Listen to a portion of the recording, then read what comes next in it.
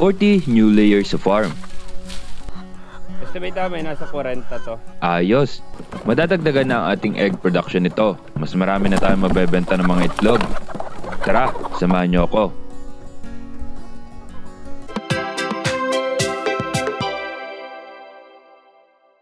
So para ngayong araw, ang gagawin natin, kasi itong batch 16 ko na to, pinagbukod ko na to eh. Di ba itong batch na to, ito yung goods natin for pick up na. So itong nakabukod na to, ito yung papatabain natin na idadagdag natin sa ating layers.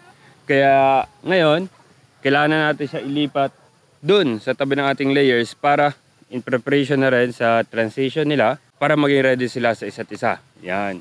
Kaso ngayon, ito ay nandito sa side ng farm na to, malapit sa ating farmhouse. At yung layers natin na doon sa kabilang side ng farm.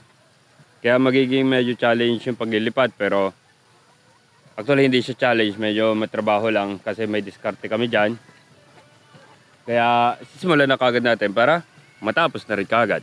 Habang nag-chore si Jaymon, yan, siya na bahala. Kami ni John Paul magsisimula na.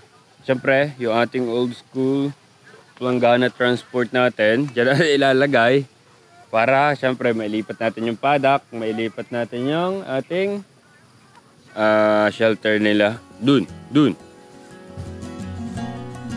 Alam nyo ba na ang planggana na ito ang isa sa pinakauna kong gamit sa farm?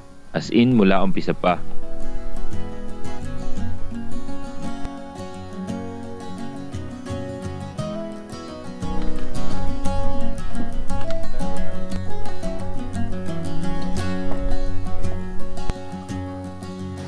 Feeder nila at waterer, ipapadala ko na kay Jayma kasabay ng pag-chores niya doon sa ating layers. Libre buhat na.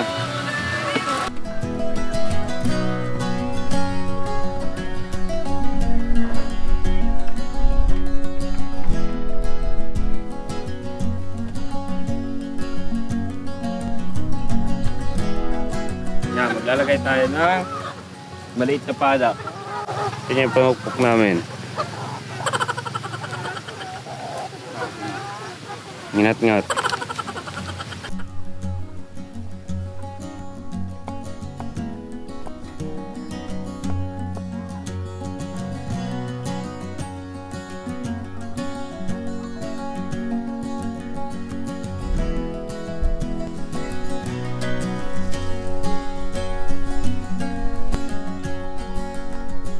Okay, all set. Kailangan na lang itaboy ang mga manok.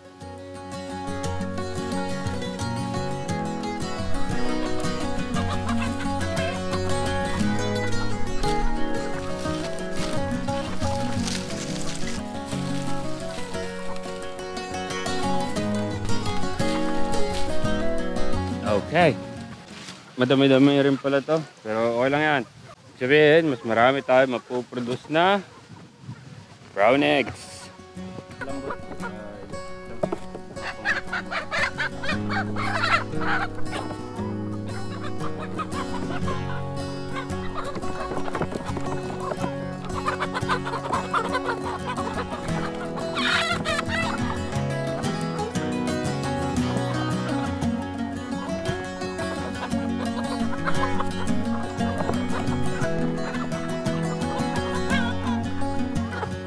Tandaan, nilagay na namin doon sa labas para kakatayin na namin at yung tingin namin na kailangan na talagang ikal ng mga inahin doon na para hindi na tumuka-tuka pa. Time lapse muna tayo.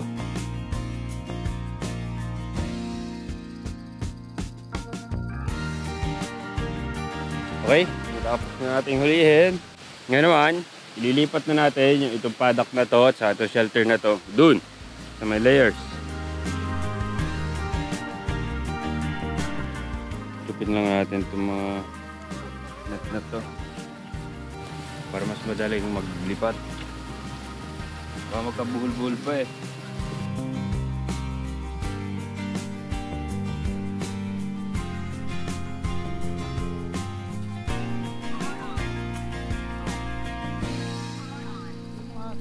Narito, para isang hakot tayo ng mga gamit.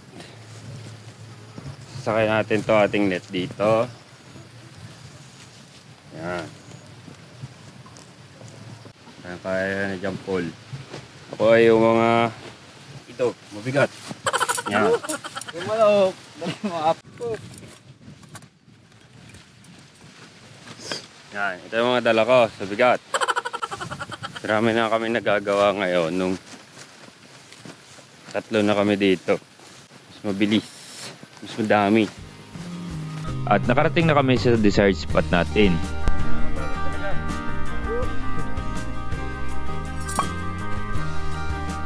Minaneobran muna namin ng kauntian yan.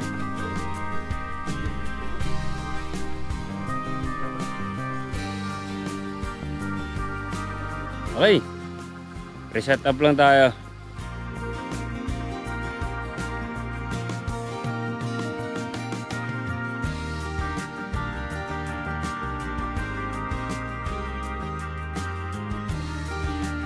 Okay, magkakaroon na lang ng kapitbahay ang ating layers.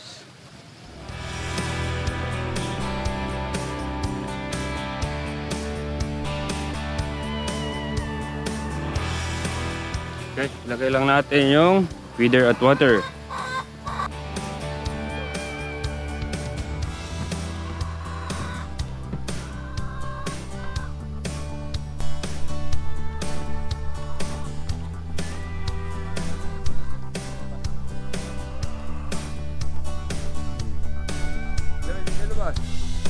Para mahakot ng mga manok, kinuha ko muna kay Jayman ang tricycle at binaba ang mga gamit niya.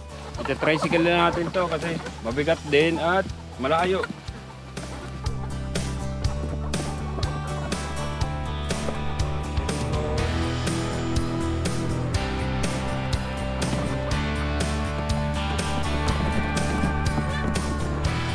Siyempre, dito ako sa favorite spot ko sa tricycle. Ipinasok namin lahat ng planggana sa paddock. Okay, release the chickens.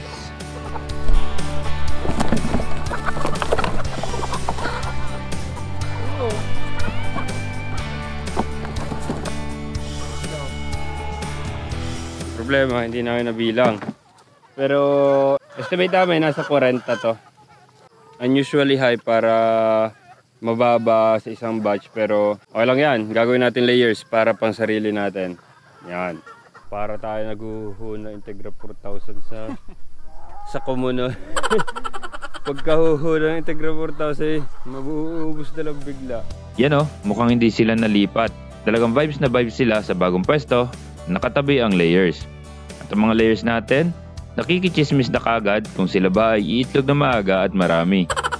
Okay, lalagyan natin ng dust bath yung ating batch 80 sa grower house kasi yung na nalagyan.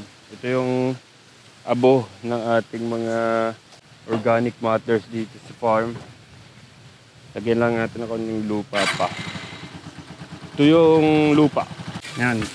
Lalagyan lang namin ng konting lupa pa. Diyan. Yan. Tapos ang haluin mabuti. Tapos pagtagal yan ay matutuyo ng husto dahil nahalo yan ng mga manok. And then binuksan na ang magic pinto ng ating grower house. May naligaw na uok, treat natin yan sa ating mga sisiw. At ipinasok ang ating dust bath. Ayaw pa nilang lapitan ngayon pero pagtagal naman, agawan sila dyan for sure. Ayaw pa nilang lumapit doon sa planggana. Oh. Hindi pa siguro nila alam kung para saan. Pero mamaya, agawan na yan dyan. Mawala na yung ating binigay na trick sa kanila. So yun lang, para sa video na to, para sa ating mga bagong layers. Sana mangitlog din sila ng maaga at marami. Yun lang, maraming salamat. Subscribe and peace!